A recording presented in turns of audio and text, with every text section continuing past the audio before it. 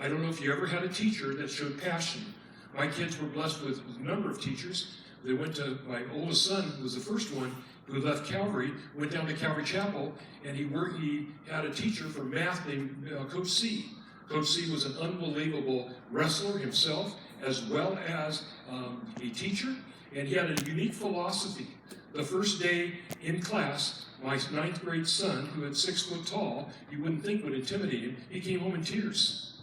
He said, Dad, he had all the class members stand up around the room, and he said, you'll either get an A in my class or an F. That's the only 2 options for grades I offer. My son came home and said, Dad, I think God's calling me to take that class that teaches how to balance a checkbook. So we talked about it, we prayed about it, I said, okay, go ahead, go in and transfer. So we went in and transferred. The next day, my son, after going to that first day of the checkbook class, came home and he was in tears. He said, Dad, I made a mistake. That class is going to teach me anything. He said, I got scared and I ran from the other class, and the teacher said, if you leave the class, you can't come back. I said, well, do you want to go back? He said, yeah. I said, we'll take care of that. Next morning I went in, and his teacher unbelievably had a presence that could have been very intimidating. He just hadn't run into another intimidating face. And so I shared with him, my son made a mistake, and isn't it great you and I get to give him a second chance? So my son will be here, and he will be fully engulfed in your class. And wow, was he a teacher. The teacher's philosophy was everyone is not only going to get an A, but they're going to, at the end of the year, what is it, the SAT? No, it's the, what do you call it, AP class that you take, so that you don't have to take that class in college. You have to have at least a 3 to pass that test, and all of his kids get 4s and 5s to take it. Well, I soon discovered why. If you took one of his tests in the week and you didn't get 100 on it, he owned you. Every break at school, you were in his classroom going over the same mathematical equation you'd missed over and over.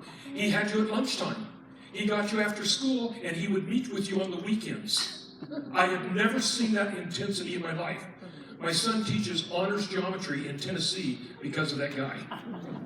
Unbelievable. So it's amazing. It's unique to see someone who has passion, math, Mr. C. In our case, we have the privilege of having Steve Gertson. So without further ado, will you join me in welcoming Steve Gertson.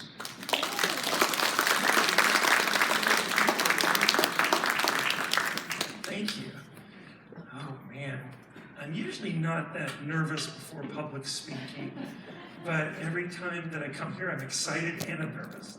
I guess that's a good combination. I'm excited just to see everyone, and I always learn something when I'm here, just to talk to people. I never get enough time to talk to people, but I always get something, which is great. I've already had a great couple of conversations tonight. I pray that if I totally bomb tonight, at least I brought some toys with me that might be interesting to look at. So hopefully you'll be entertained by that. If you won't mind, I'm going to go ahead and open in a little prayer here before I talk. Dear Lord, I thank you for this opportunity to be together. I pray that you would be glorified and honored in this time that we spend together, and that you would give me wisdom in using the right words here, and that we would just develop a fellowship of learning and honoring you here tonight. Be with us, be with those who might be hurting or struggling with health issues. Be with those who might be grieving. Be with anyone who is in pain right now. Wrap them up in your love. In your name, amen. Well, let's see here. I guess we can go to the, we're going to talk about California Southland today. And in 4th grade, which is great, you learn about California history, but if you remember, it's mainly Northern California history. Does anyone remember that? You learn about the missions, then you learn about Northern California, and I always ask myself, why is it we have the 2nd largest metropolitan region in the United States and nobody knows where the heck it came from? So I said, we're going to get into that a little bit and do something about that here at Calvary. So we tried to do that with a program we have here that we'll talk about a little bit tonight. Anyway, we go to the next one.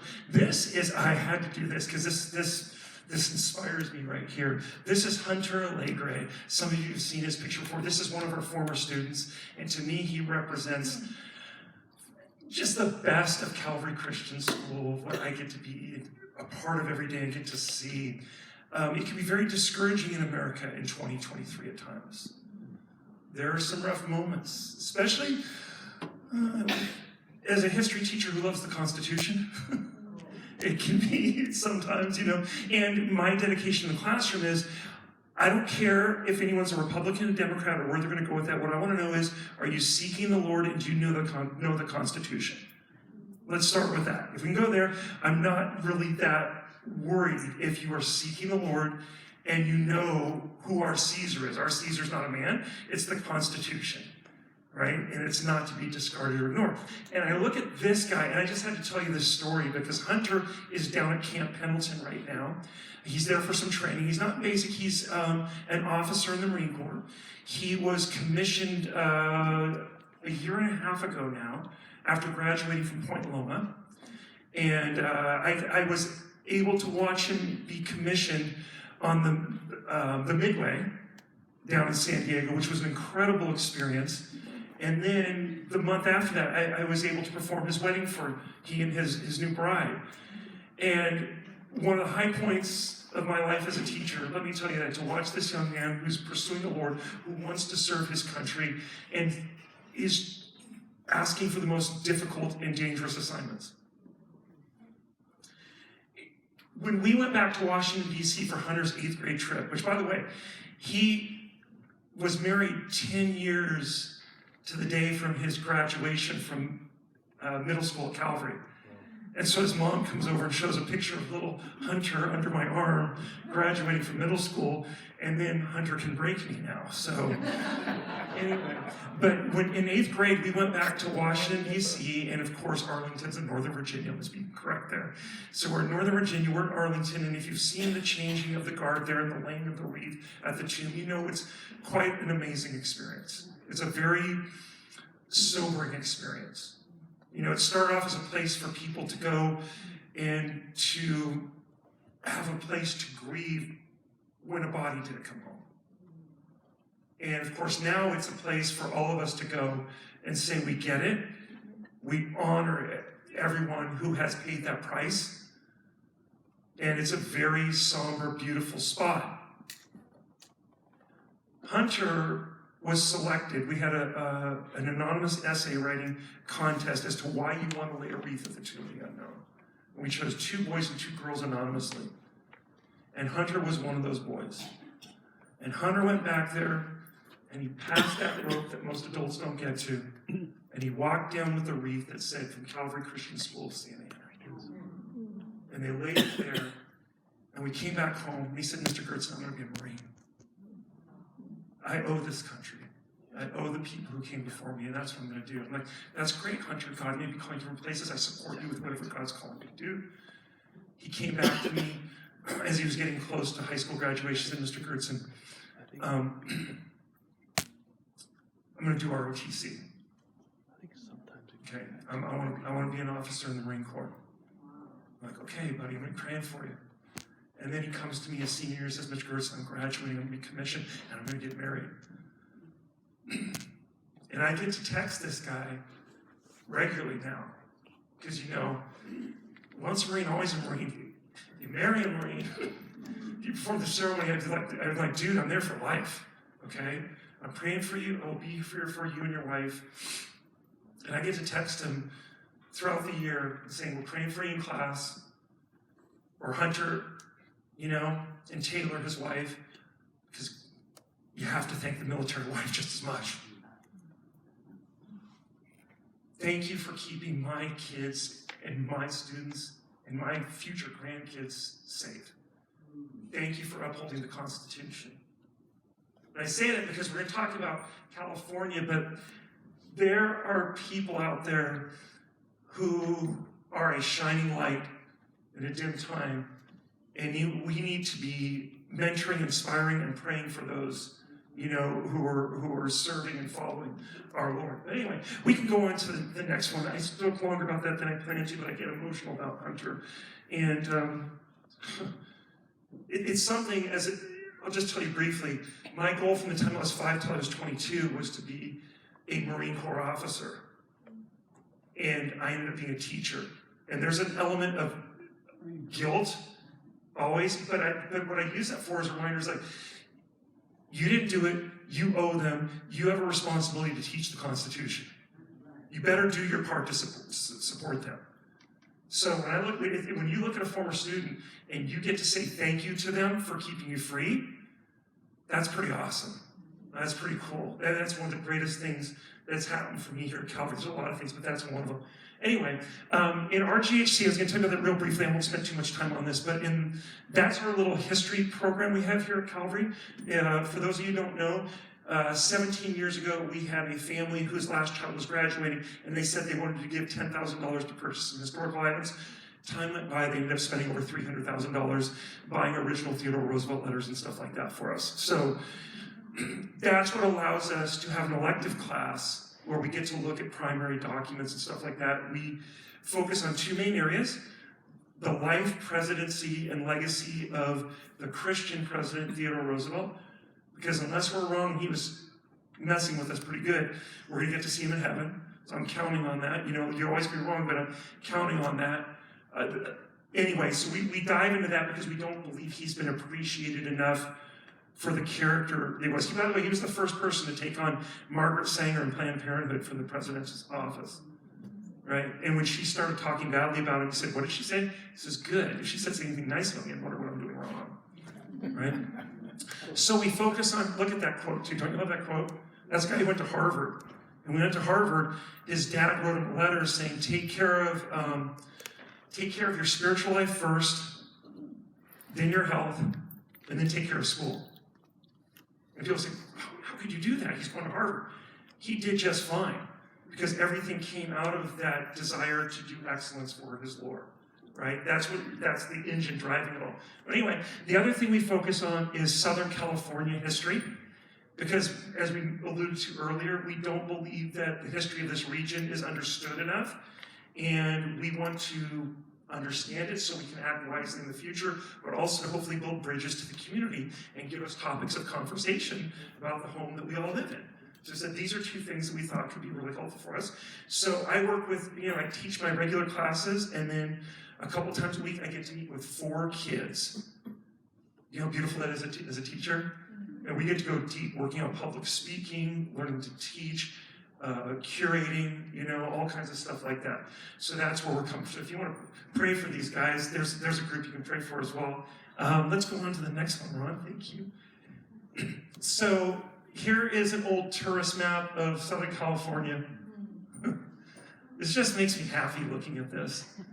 If I could have some antibiotics, a doctor, and a time machine, I always say I want to take a doctor with me if I'm going to the past, but I would love to go back to Southern California, 1900 through the 1960s, and just experience it for a while and see it. But I just love this map. El Camino Real. Don't you love that El Camino Real? We're basically on it. We're on the Royal Road. We're on the King's Highway right here. I just love the spiritual, tones of that. I would love someday to have one of those El Camino Real bells on our campus somewhere. That would be really cool. I love how we have the oranges out here now in the last few years. Don't you love that? As a nod to what this property was, right? If you've seen the old postcards with the pepper trees on Tustin, right? And then you have, of course, the oranges growing here. Anyway, great history. All right, let's go to the next one. So, California Today. You didn't expect that, did you? Yeah, I remember that one from a couple years ago, the last chance to sign the petition. I think everyone knows what petition we're talking about probably, or the Great California Exodus. If you're like me, you probably know people who've left the state in the last few years. How many people know anyone who's left the state in the last few years? Okay, so we have decreased about 500,000 people during the COVID years, just a little bit longer than that as a state. We've lost representation in Congress. That hasn't happened in my grandfather's lifetime. I think back to, going back to the early 1900s. But I bring this up, though, because I have friends who've told me, you need to leave. You should go here, here, here, and here, all these different places.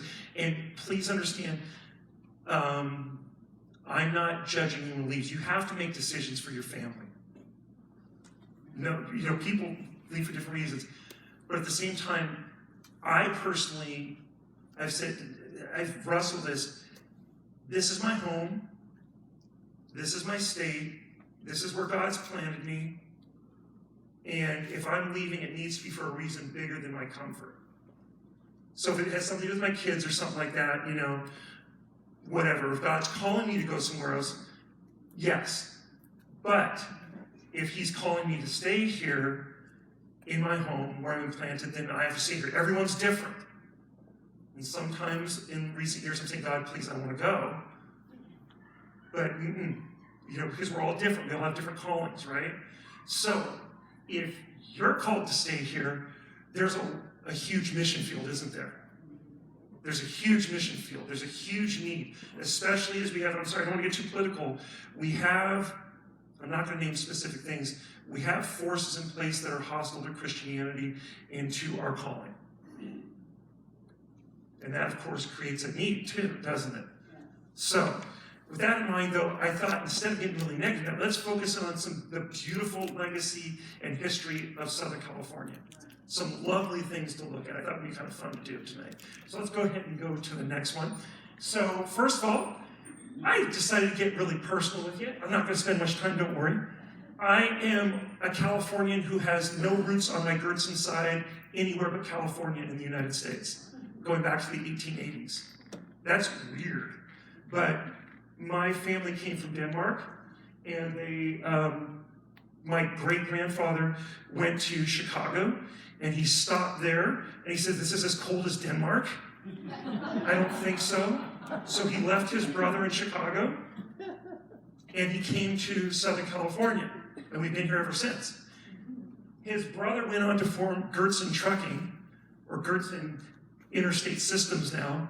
The president of that company's name is Stephen Gertsen. Isn't that kind of funny? Financially, he's doing a lot better. But anyway, I'll take where I'm at. Thank you very much. I am very happy to be teaching history and to look at palm trees. I like it very much. So, to mention that my grandfather was born into poverty.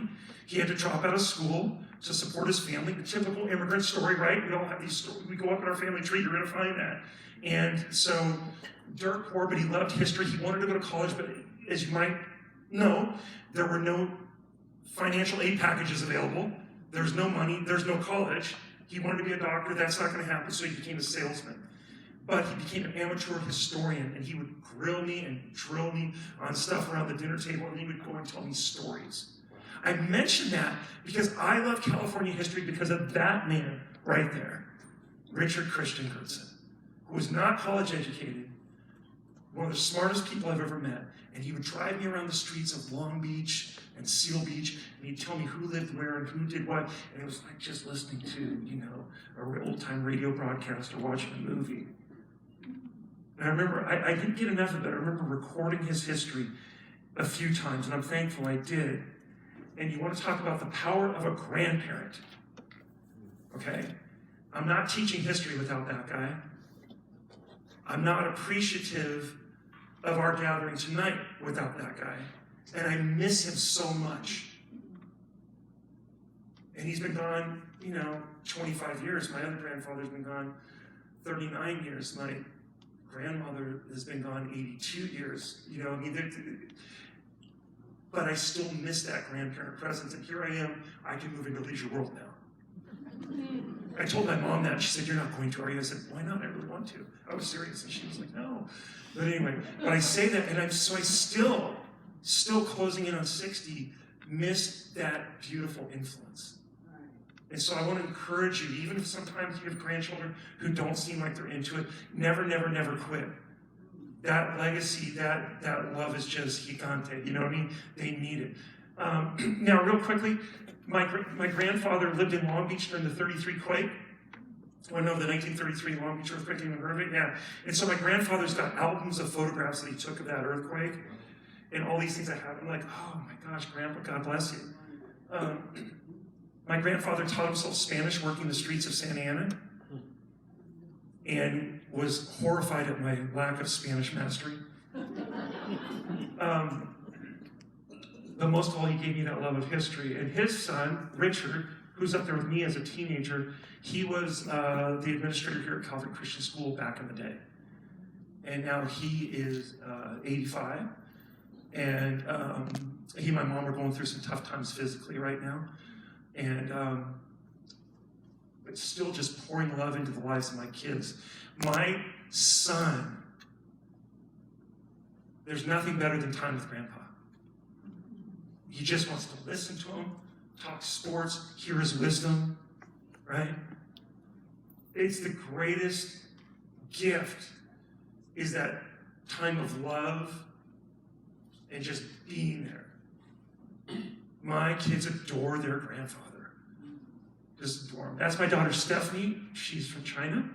And she's probably more like me than my son is, though. We probably have more in common. It's always funny how that works out, huh?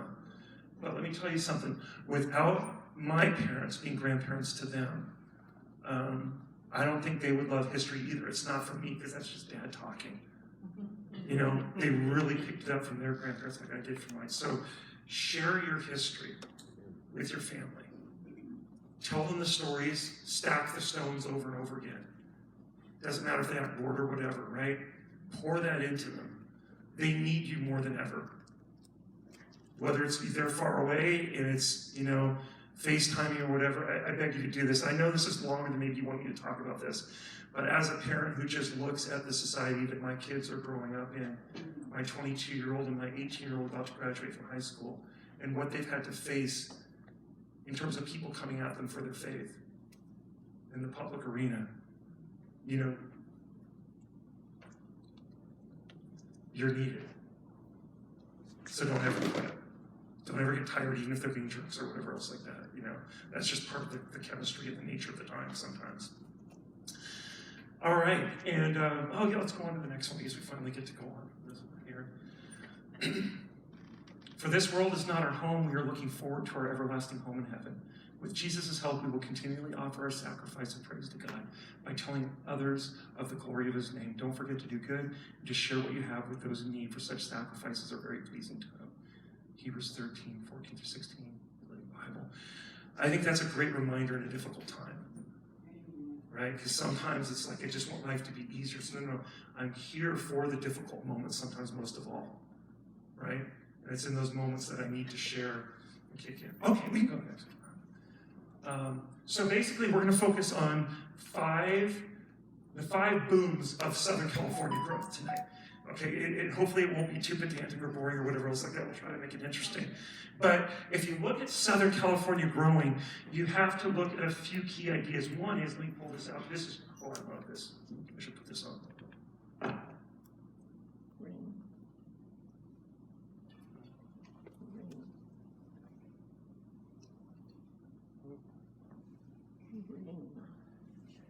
So this one says, I'm for Owens Valley Water. And this is a little glass empty vial representing the need for water in the Southland.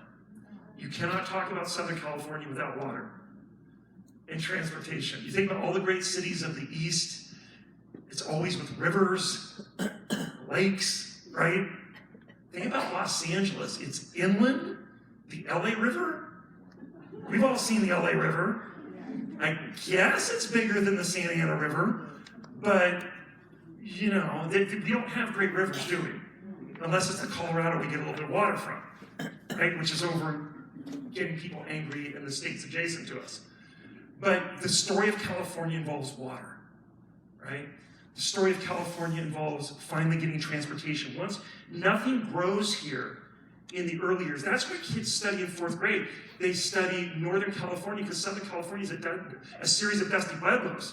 There's just nothing here except for cattle, maybe a few grapes growing over there and stuff like that, but there's not the water. And then if you could grow something, you can't transport it to market because there's no railroads to take it. And then once there are railroads to take it, the fruit's gonna rot, right? So it's not until you get to the 1870s when you have the refrigerated rail car and you have loggers up in Northern California who during their off hours, in between seasons, are harvesting ice to put inside rail cars for Southern California so we can now take oranges to the East Coast. And once we start to do that, now we're rolling. Now we're just rolling. So we're going to talk about that first one. The second gold rush is bigger than the Northern California gold rush, by the way. Everyone knows that, right? Oranges. That's the second gold rush. Oranges. And man, did that transform Southern California. But it was because water arrived and transportation arrived. And then, of course, we got the real estate boom and bust. You've got all these Civil War veterans who want to stay warm. And they're coming out to California. Every time they would have Civil War reunions in the 1890s, the largest group was always from California, both on the Confederate and the northern side. Because everyone had moved out here. And all you have to do, if you've seen that book written by Gordon Bricken that talks about the cemetery up here at Santa Ana, everyone knows Santa Ana Cemetery is just full of Civil War veteran graves, isn't it? Those are people who came out to buy the cheap land, get the decent weather, which we all want, right? And it was cheap. It's funny. My parents moved to Seal Beach because they couldn't afford to live in Inglewood. So they bought a cheap house in Seal Beach, and that's why they moved to Orange County, right? It's a different world than it is today, okay? And then, of course, we get the 1900s, and there was a huge buzz from that. And then the 1900s, of course, La Brea, right? The tar fields of La Brea, Huntington Beach Oilers. You guys, for those of you who've been around a while, you remember driving up PCH? Remember those oil derricks? Like everywhere? Remember when it was Tin Can Beach? Does anyone remember that? I remember as a kid going, Huntington's so gross. What's going on? It was because of all that oil. Right? And then, of course, Signal Hill. Remember Signal Hill? Right? Yeah, with all the oil derricks and everything. Now you got homes up there and everything, right? But that oil boom comes around with the internal combustion engine, doesn't it?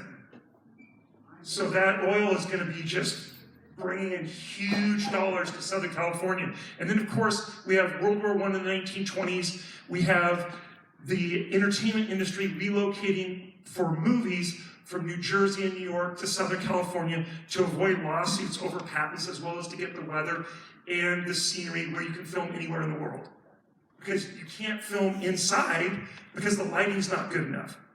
See, right? You've seen old pictures with all the outdoor sets, letting the sun in, and you're away from the lawsuits of people like Thomas Edison, who's suing everyone for using his stuff. So that brings in all these people into Hollywood land. And Hollywood land, you might remember, was a temperance community. Yeah, it was a very spiritual community dedicated to the absence of alcohol. And then the movies showed up. And the movies were not the films, the flickers. The movies were the people moving all over the place who were in the movies living wild lives. And Hollywood land was never the same after that. And then, of course, the big one. This is the one that most of us, and even your grandkids and children, are still feeling. The military-industrial complex and the military's presence here in Orange County, which is mostly gone in terms of real time now, but the legacy lives on, doesn't it? Right? We're going to talk about that a little bit tonight as well. But it's changed a lot. Now you think military, you think Pendleton to the south of us for the most part. But it was different once. For those who've been around a while, you remember Calvary Church of Santa Ana, right? Remember? Does anyone remember people being bussed over from the base to go to church here? Yeah. Huge ministry, right? Huge part of our community. The older I get, the more I miss the people settling here after the service. Because that was a huge blessing to us. I really believe it provided us with leadership and moral compass.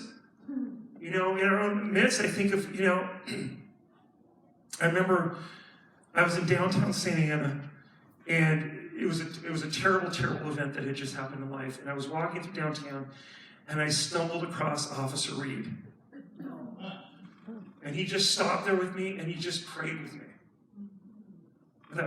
And I thought, Officer Reed's part of that Calvary legacy of the military being here and people coming over from the base.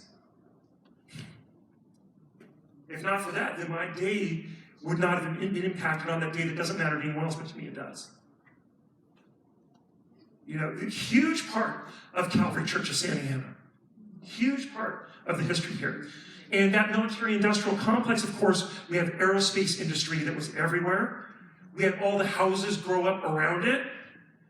And the citrus and the avocado and the sugar beets and the strawberries became homes. Right? For the people working in these industries, as well as people coming in the support industries, education, and things like that. All right, I guess we can go on to the next one, Ron. Thank you. All right, well, if you go back, let's take a little preview before the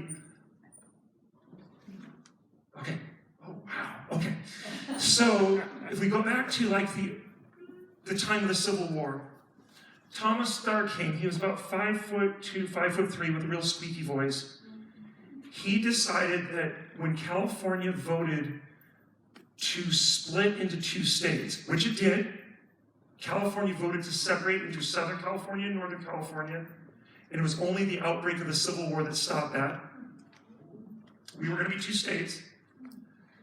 In Southern California, downtown LA was flying the Stars and Bars at Olvera Street. If you know the bandstand there, right there in the center, they were flying the Stars and Bars. It was done. They were like, we are out. Then Thomas Starr King traveled the state preaching against secession and against slavery with a megaphone. Abraham Lincoln said, without Thomas Starr King, we lose California. Without California, we lose the nation. We lose the harbors, we lose the gold, we lose everything. This is the guy whose statue was replaced by Ronald Reagan in Washington, D.C., which I'm not arguing against that, but what was sad is when they were asking people in the California legislature, well, who was Thomas Starr King? Well, he was a very important person from the 1800s, and he's someone you should learn about. Well, what did he do? Well, there's not really time to get into it right now. Like, wow, that's pretty sad. All right, so anyway, California's had a huge role in the formation and survival of the Union going back to the 1860s, the early 1860s. All right, let's go on to the next one. Let's try to pick it up a little bit. And of course, we talked about the second gold rush. That involves 2 main cities, Riverside and Santa Ana. Santa Ana involves this guy, William Wolfskill. William Wolfskill owned land up in LA County and down here in LA County. We were talking about that earlier. It was still LA County, wasn't it? And he owned land in what we today would call Santa Ana. It wasn't even Santa Ana yet because Uncle Billy Spurgeon had not yet divided up the land. It was the Ross family and others, who owned the land at that point. And so he owned a piece of land and he started hybridizing and he came up with a fruit he named after a place in Spain because he thought that sounded good for a place that had been a Spanish colony. The Valencia orange is not from Valencia, Spain. The Valencia orange is from Santa Ana, California. That's what's hybridized. That's the same orange they grow in Florida today. That's the orange that's used for all the orange juice. Came right here from Santa Ana. The best place in the world to grow it is on your patio, in your backyard. That's where you get the best juicing oranges in the world, right here. Okay? And they couldn't ship them east until those rail cars. So in the 1870s, everything's going to change. And at that point, we now have the Santa Ana, don't we? Okay. Now, the other oranges we see right here, do you see the belly button oranges at the bottom? We all know those. Those, of course, are the navel oranges. Belly button navel, that's what I call the Washington navels. Those taste great if you squeeze and juice them, but you have to drink it right away because they go off after a couple of days. You don't want to drink it after that. It's not good. That's why you have to have the Valencia orange juice. This woman right here, Eliza Tibbets, who thought she looked like Queen Victoria. That's why she always posed like that. She really thought she looked like Queen Victoria. So she asked her friend in the State Department if he could, or the Agriculture Department, if he could send some type of fruit that might grow well here. This orange came from Brazil, but it didn't do as well there as it does in Riverside. Riverside is the best place in the world to get those eating oranges, the best. If you ever get a chance, you want to go out to the State Historic Citrus Park, that's a blast of a day. You can feel like old Orange County for a while with all the orange groves and stop at one of the family-owned stands and pick up, like 20 pounds of oranges for like $9 or whatever, right? Pretty good. But anyway, once that happened, guys, Riverside became the richest city in America. Riverside in the 1880s was the wealthiest city in the United States. And those oranges shipped back east, and those labels sold California a little too well. And the oranges began to disappear, didn't they? I remember I was about to cry when the oranges up there by Fairhaven went out. You know what I'm talking about? It was like one of the last Valencia groves, the home of the Valencia. I'll start getting teary. But yeah, you still drive around, you still see the windbreaks of the eucalyptus trees. You can see the big craftsmen and Victorian homes surrounded by little 50s homes. And you know you're in citrus land, don't you, when you see that? Okay, let's go on to the next one. And then, of course, there were the promoters. And Henry Huntington, who built the Pacific Electric, which brought people from LA to Orange County, he did not do that as a public service. As many of you might know, he did that as a land speculator. He bought land along the beach in Huntington Beach, named after him, and in Newport, the pavilion which was built by him, right by the fun zone, which was the end of the line. And then he sold the land after putting the rail in. And he made a mint. And of course, there was a second line, there was the Santa Ana line, right? Coming down to Calle de Cuatro, right where they're putting the new rail line in, really close to that, downtown. And that went all the way to LA. And that, again, all along the way, he purchased land, and that helped California, Southern California, sprawl, follow those rail lines. And then the rails disappeared, didn't they? Because they weren't meant to last. A lot of people blame the oil companies and stuff like that. There's a lot involved in backstory. But the ultimate thing was Huntington and the others were into making money off the land, not keeping up rail service. And when LA eventually took over those services, it didn't work. But our map was created. Our cities and their locations, think about it. Think about that 5 corridor. That's basically the Santa Ana line, right? Think about Huntington, Newport, right? That is the Newport line. That, by the way, if you've been to Seal Beach, you know Electric Avenue, right? Electric Avenue, Seal Beach, that was the core of the line going up to LA County right there. Okay, let's go on to the next one. Sorry, I'm taking too long. Oh, man. Oh, man, so many things. All right. Real quickly, let me tell you about this guy. These guys, that's the greatest minor league baseball team of all time. That's the 1934 Los Angeles Angels. On that team was a guy by the name of Jigger Stats. Jigger Stats' contract was owned by the Cubs. They brought back to play for the Cubs. He says, I don't want to play in Chicago again. If you call me back, I'll never come back. I want to stay in LA and play minor league baseball. That team was so good, they played against the Yankees, and Lou Gehrig said Jigger Stats was the greatest outfielder he had ever seen. Why did Jigger Stats want to stay here? He was busy investing in Corona Del Mar real estate. He did just fine. He did just fine. But that's the greatest minor league team of all time, according to Minor League Baseball America. Over here, this is Colonel Nelson Holderman, Captain Nelson Holderman, excuse me.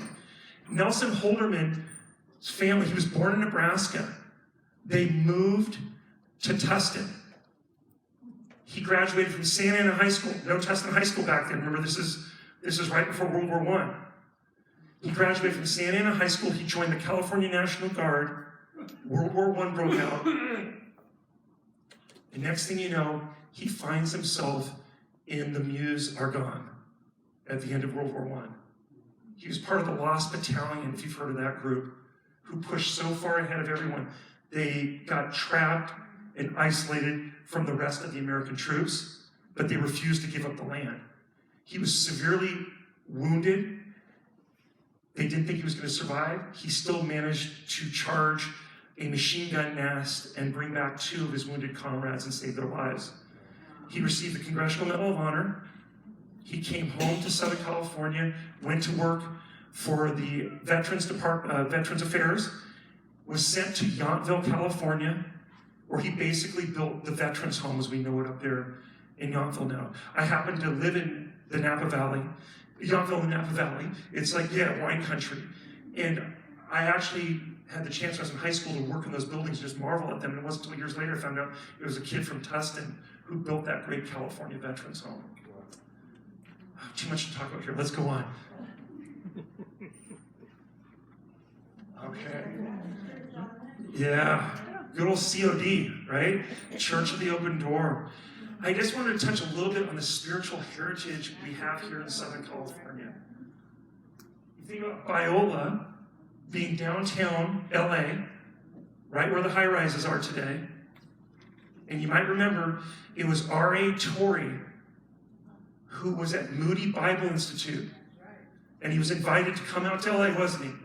We want you to start a Christian college, a Bible Institute of Los Angeles. Bible Institute of Los Angeles. And he said, only if you let me start a church too. How big an auditorium do you want? 4,000 people. We only have 8 people coming to church. I want 4,000. They filled that almost immediately. And of course, Biola still has the Torrey Honors Institute named after him, which is probably the most rigorous program at Biola. Incredible program, by the way. But when you think about this legacy of Biola and COD, which were in the same building, they were hand in glove together from the beginning with the Jesus Save signs downtown. And you think of Louis Talbot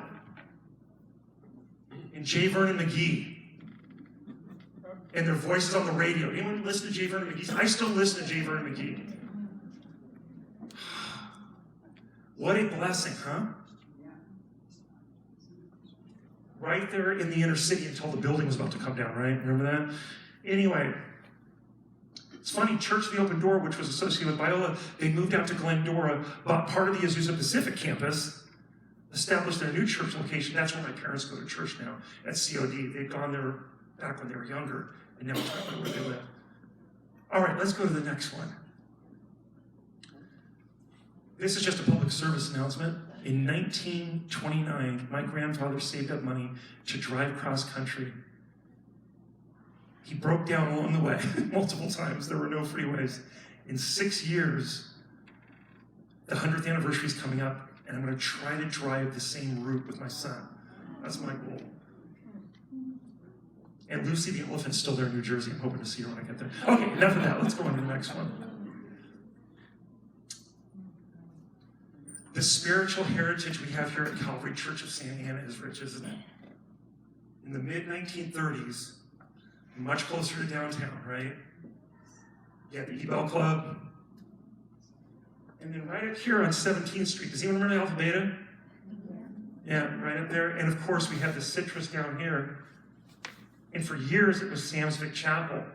Starting in the year I was born, Pastor Sherman back there made me very aware of that. That's maybe my favorite place on campus. Sometimes because I have a key, I slide in there by myself and just sit there in the quiet. Maybe I shouldn't do that. Maybe I shouldn't have admitted that, but I do. Just with the stained glass with Jesus there. Oh, what a moment, you know. And around the same time that was happening, we had a young Billy Graham evangelizing Southern California. It wasn't until he came to LA that his crusades became huge. And then he went through a crisis of faith. And he came to Forest Home. He was up there with Henrietta Mears. He was praying and seeking the Lord. And it was the pivotal moment in his life where he drew close to Jesus. And everything just went on fire after that. They gave Billy Graham in North Carolina, but it was in Southern California. Where people like Henrietta Mears, you know, where he was nurtured, right? And where he found his calling. It doesn't make us more special, but I want to, you know, we need to remember these amazing things that have happened here. They're so cool that should inspire us. Okay, we'll keep going. John, am I okay for a couple minutes? Perfect. Okay, just a few more. All right, I wanted to talk about this real briefly. I think one of the things that we're missing big time today is an absence of veterans settling here, as we said. Look up here and think about what our kids are missing out on. The only base we have left is Seal Beach Naval Weapons Base as a regular full-time base, and there are not many people there. Los Alamitos, of course, is reserves, right? We have a couple other reserve centers.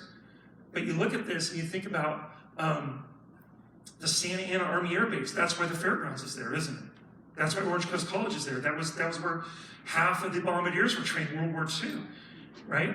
Of course, Tustin. We talked about the connection with Calvary Church of Santa Ana. Long Beach, of course, with the aerospace industry. Huntington Beach with the aerospace industry. El Toro. I always wanted them to keep the name El Toro, by the way. I didn't like the Lake Forest thing. El Toro made me think of Marines. I was hoping they would keep that name. But these are things that are needed in our community. And we don't have military here. It's up to us to step up and make people aware of their civic duty.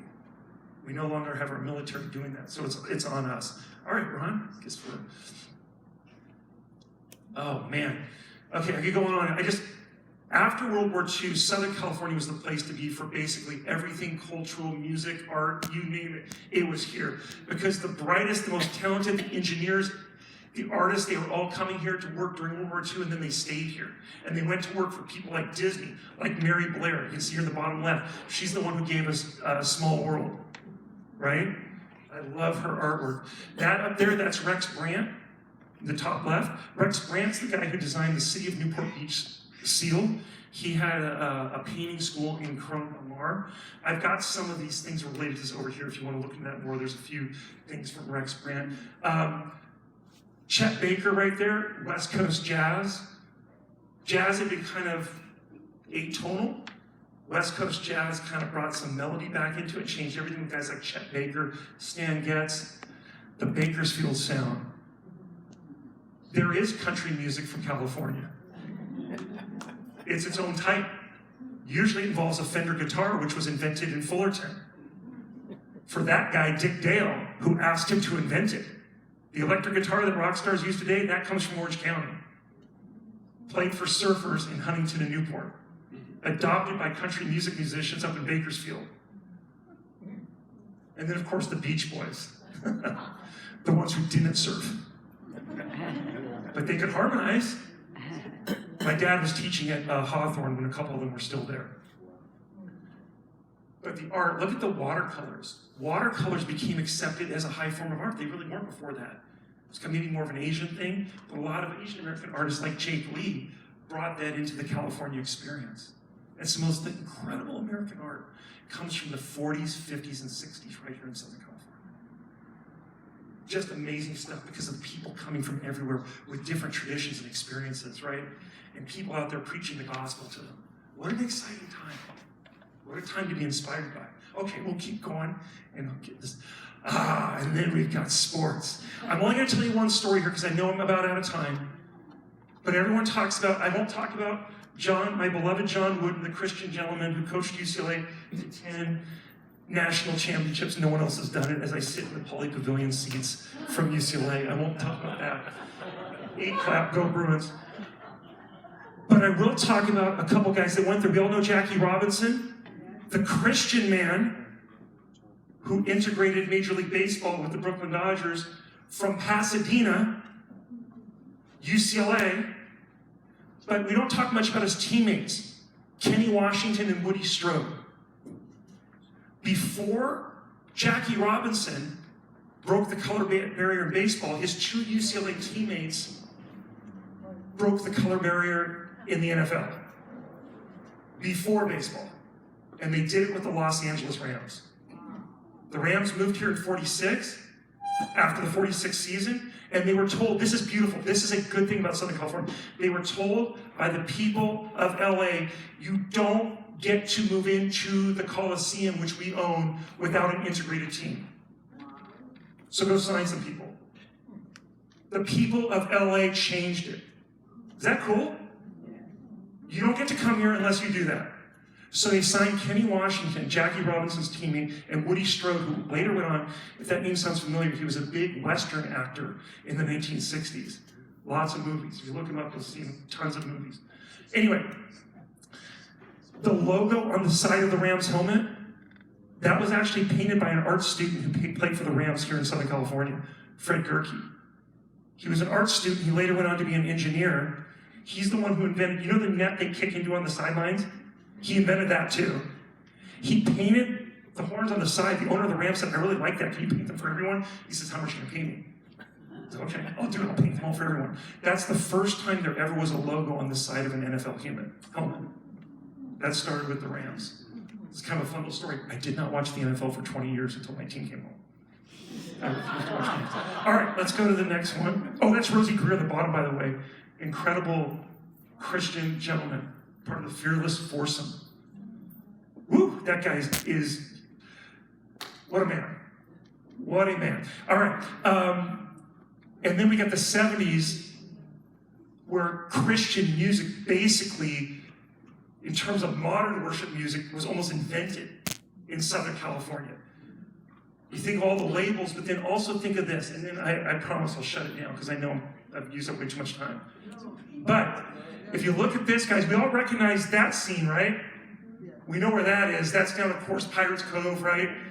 down in Corona Del Mar. We all know about Calvary Chapel and the baptisms there. We just had the movie come out, right, about Chuck Smith. Absolutely.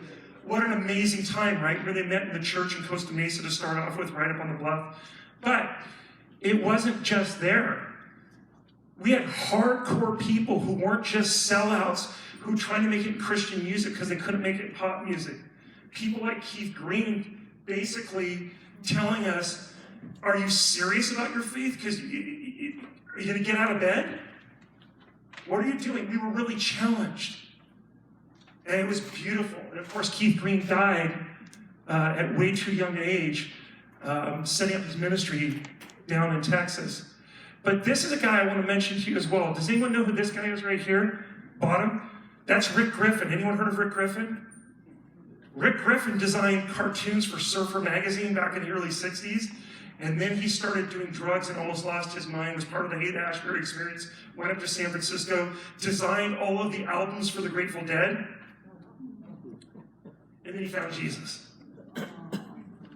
He found Jesus and he started illustrating Christian comics for kids, including one of the first great Christian album covers. Does anyone recognize this one here, Sail on Sailor from Mustard Seed Faith? That's the same guy who did the Grateful Dead covers. Can you see his style a little bit? And I've got that over there too, by the way, that record album. One last thing about this. I was buying citrus labels, and I met this man who said, well, there's someone I need to introduce you to, because I think he could help you as you're starting to acquire things for your collection. So he took me over to Fountain Valley, and I went into this little studio, and I met this man, and he was totally, like, still a hippie, right? He had the van out front, the Volkswagen van, he had his ponytail and everything. And I went in, I didn't think much about it, but then I noticed there was something odd, and I look over. He's listening to Billy Graham LPs. Like, this is my kind of guy. I want to talk to this guy. So I started talking. Turns out he was Rick Griffin's manager. And Rick Griffin had died back in the 1990s. And he actually helped set up an exhibit at the Laguna Art Museum about Rick Griffin a few years ago. But next thing I know, he's bringing out, just giving me books and stuff, saying, I want to support you in your Christian school. And he started telling me about Rick Griffin and the power of Jesus in his life. And our God's not dead. These are great stories from California history. There's so many other things I want to tell you. I'm sorry I got a little off track at the beginning. But our God is not dead. We are still called. And I'll leave it with this. John Quincy Adams, I've said his quote here before, I'll say it again. Duty is ours, results are God's. Duty is ours, results are God's. Duty is ours, results are God's.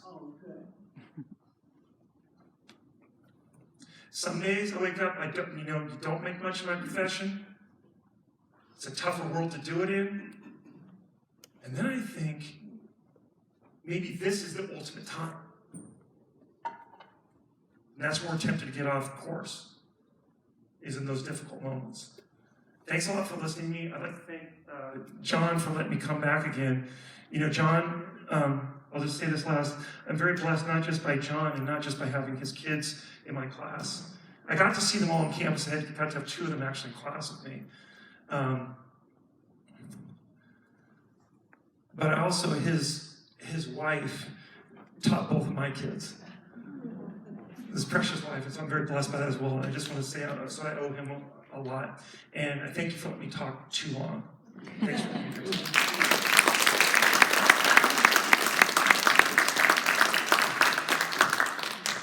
He was better than advertised.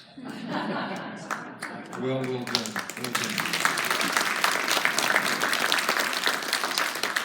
Let me pray. Father, we thank you for a great night. We thank you for the facts that we learned. We thank you for the things that were brought to our knowledge, that we live in a very, very unique place, and we maybe have never heard it presented like it was today. We thank you that for some reason you've allowed us all to still be here, and Father, there's a unique role we have to play, and we thank you for reminding us tonight of the rich heritage we have from a spiritual point of view of so many people in history we weren't aware they were making a mark for you as well as for us. We thank you for the military reminders we had tonight, how this church has been used. And I was listening to him reminding them of the military men that used to come here to Calvary on Saturday night, not only to have refreshments, but to stay overnight, but to hear about you. Many of those people became involved in ministry. Some of them became pilots for missionary efforts and married women from our church. Father, it's unbelievable how you have uniquely blessed our church in multiple ways. We thank you for the investment that our Calvary Church School has in raising young men and women. And thank you for Steve's passion. We ask you to continue to bless him. Thank you for the opportunity to get a small tidbit of the things that you've already blessed him with. Continue to encourage him in the school. Thank you for the chance to be here tonight and to be aware of your story spiritually here in Orange County. We love you. We thank you for the chance to be here. In your precious name, amen. Thanks for coming. Have a great night.